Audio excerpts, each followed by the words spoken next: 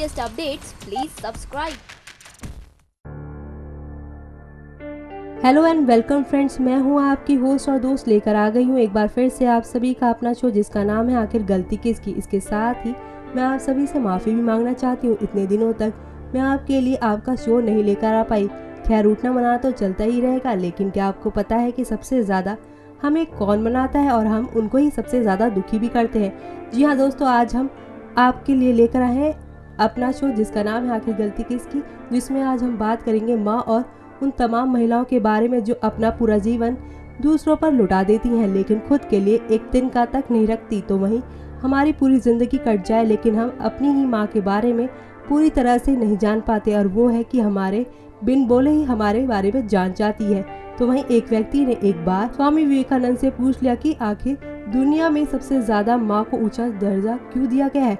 तो स्वामी विवेकानंद ने उससे बिना कुछ कहे बस कह दिया कि तुम पूरे दिन खाली 4 किलो का वजन अपने पेट पर बांधकर सारे कार्य करो तो देखो तुम्हें क्या पता चलता है।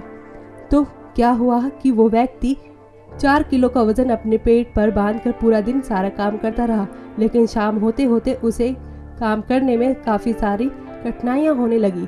फिर वो स्वामी विवेकानंद के पास आया और उसने बोला कि मुझसे ये बोझा नहीं उठाया जाता। तभी स्वामी विवेकानंद ने उससे बोला, देखा तुम ये 4 किलो का वजन एक दिन भी ना अपने साथ ले पाए, और एक माँ है जो 9 महीने तक हमें अपनी कोख में रखती है, वो कितनी सारी तकलीफ़ें झेलती है, उसके बाद भी हमें अपने से दूर नहीं होने देती है। ऐसी ही होती है माँ। तो वहीं अब मैं आपको बताने जाती हूँ एक माँ और उसकी बेटी की कहानी। बता दूँ कि मुझे आज सालों पहले स्कूल की तरफ से कही गई एक ट्रिप की याद आ गई। हम एक वृद्धाश्रम गए थे। वहाँ का माहौल ऐसा था मानो कि इस दुनिया में कहीं कोई खुशी बची ही नहीं हो। उस कुछ वक्त के लिए हमारी सांसें तो चल रही थी, पर शायद ही हम में से किसी में जान पड़ी हो। उन उदास बदहवास चेहरों पर 2 पल को ही सही मुस्कान लाने के लिए हमने कुछ हल्के फुल्के गाने गाए। उनके बीच खड़े होकर हम गाने गा ही रहे थे कि तभी अचानक किसी ने मेरा हाथ कसकर पकड़ लिया। मैं पलटी तो वो एक बूढ़ी औरत थी। वो बिना मेरी ओर देखे कुछ कहे जा रही थी। कहीं मुझको कोई परेशानी ना हो ये सोचकर नर्स फौरन उनको मुझसे अलग करने की कोशिश करने लगी, पर माँ और कसकर पकड़ लिया उन्होंने मुझे। नर्स मेरी तरफ मजबूर नजरों से देखने लगी। कोई बात नहीं कहकर मैंने भी उनका हाथ पकड़ लिया। नर्स से पता चला कि माँ को उनका बेटा रेलवे स्टेशन पर छोड़ गया था। वृद्धाश्रम फोन पर उसकी सूचना दी और अपने बेटे होने का फर्ज निभाया। उस दिन से अम्मा का दिमाग साल हो चुके, लेकिन उनको लगता है कि उनका लड़का उनको वापस लेने आएगा। अभी उनको लग रहा है कि उसी ने आपको भेजा है। मेरे पूरा शरीर कांप उठा। उस पत्थर की राहें देखते देखते इस माँ की आंखें पथरा चुकी। उसकी आंखों का सूनापन मेरे अंदर तक पहुँच गया था। मैं इतना जड़ हो चुकी थी कि याद करती हूँ तो अभी तक मन सिहर जाता है। कितने बनावटी और खोखले होते हैं ना हम। कोई बाहरी अगर मुश्किल समस्या में मदद करता है तो उसको हम भगवान बना लेते हैं, लेकिन हमारे लिए हर दिन मानसिक, शारीरिक, आर्थिक मुसीबतों से घिरने वाली माँ और बाप हमें बोझ लगने लगते हैं। अभी जब मैं ये लिख रही हूँ तो मेरी माँ पड़ोसी की दीवार पर चढ़ी बकरी को देखकर छोटे बच्चों की तरह खूब खुश हो रही है और मुझसे उसकी तस्वीर लेने को कह रही है, पर इस वक्त मैं लिख रही हूँ ये ज़्यादा ज़रूरी है।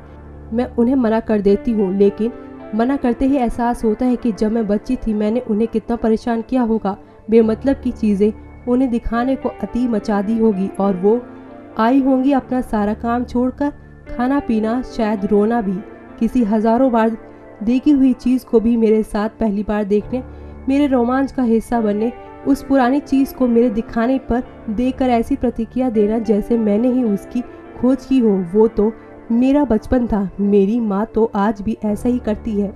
यह एहसास होते ही मैं उनके पास भागती हूँ, उन्हें गले लगाती हूँ और खुद फ़ोटो खींचना सिखाती हूँ, जो उनके लिए गणित से भी कठिन है। जी हाँ, अब वो फ़ोटो उनके लिए बेहद खास बन चुकी है। वो सारा दिन उसे देखकर खुश होती हैं और सबको बताती हैं, बेटी ने सिखा दिया हमको फ़ोटो लेना, देखो ये हमने ली है, अच्छी है ना। उस मुस्कान से अनमोल कुछ और नहीं भला। जब मैं लोगों को सच्चा प्यार न मिलने पर रोता देखती हूँ तो दया आती है कि भाई तुम पहचान नहीं रहे हो उसको, मिल चुका वो तुमको, उस जैसा तो अब मिलने से रहा। सच्चा प्यार क्या होता है? किसी के लिए खुद को भुला देना एक माँ से बेहतर कौन कर सकता है किसी के लिए ऐसा। माँ से दूर रहते अब काफ़ी साल हो चुके और जितना उनसे दूर समय बीतता जाता है उनकी एक एक बात की याद गहराती जाती है। माँ से दूर रहते हम काफ़ी साल हो चुके हैं और जितना उनसे दूर समय बीतता जाता है उनकी एक एक याद हमारी गहराती रह जाती है।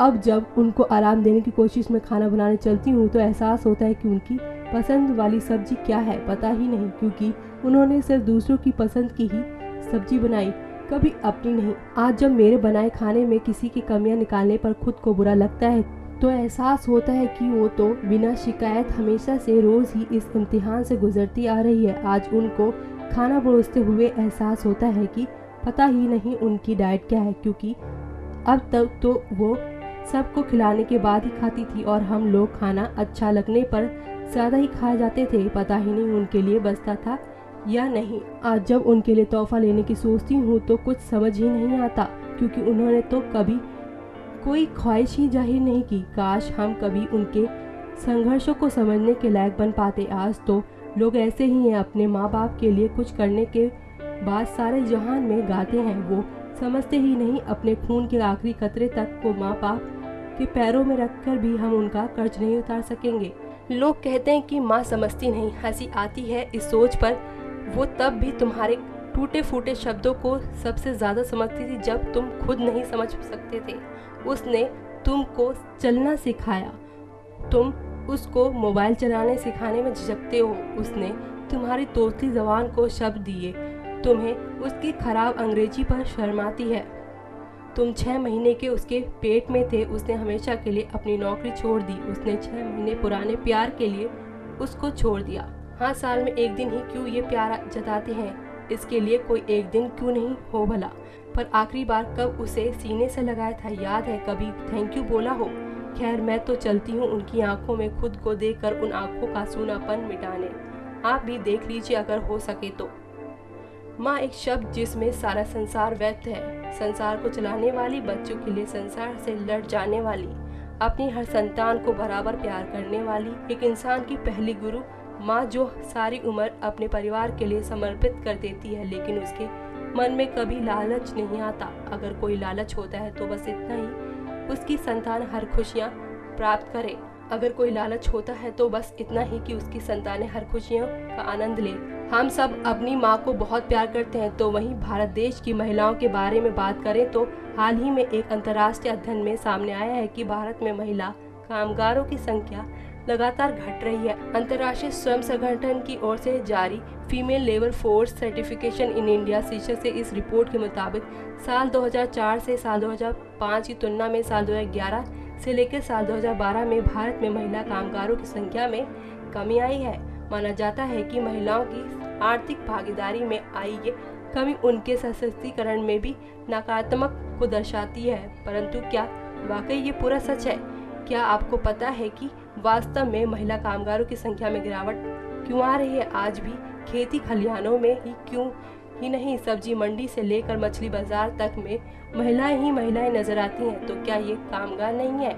सच्चाई यह है कि समय समय पर विभिन्न अंतर्राष्ट्रीय एवं राष्ट्रीय संस्थानों द्वारा जो आर्थिक विश्लेषण किए जाते हैं उनमें इन्हें ही कामगार माना जाता है, जिनके आर्थिक योगदान को देश की आर्थिक गणना में शामिल किया जाता है। यानी सरकारी और गैर सरकारी संगठनों में नामजद महिला कामगारों की ही गणना आर्थिक विश्लेषण में की जाती है। नतीजा ये है कि हम उन महिलाओं को कामगार नहीं मानते जिनकी भूमिका देश की आर्थिक प्रगति में सर्वाधिक है। भारतीय जनगणना साल 2011 के सर्वेक्षण के मुताबिक भारत में 6 करोड़ से ज्यादा महिलाएं खेती बाड़ी से जुड़ी हुई हैं। सेंटर फॉर ट्रेड डेवलपमेंट के अनुसार भारत में कामकाजी महिलाओं में से 84% महिलाएं कृषि उत्पादन और इससे जुड़े कार्यों में आजीविका अर्जित करती हैं। चाय उत्पादन में लगने वाले श्रम में 50%, कपास उत्पादन में लगभग 50%, तिलहन उत्पादन में 85% और सब्जियों के उत्पादन में 29.13% महिलाएं सबसे ज्यादा श्रम वाला काम करती हैं, किंतु उनकी गिनती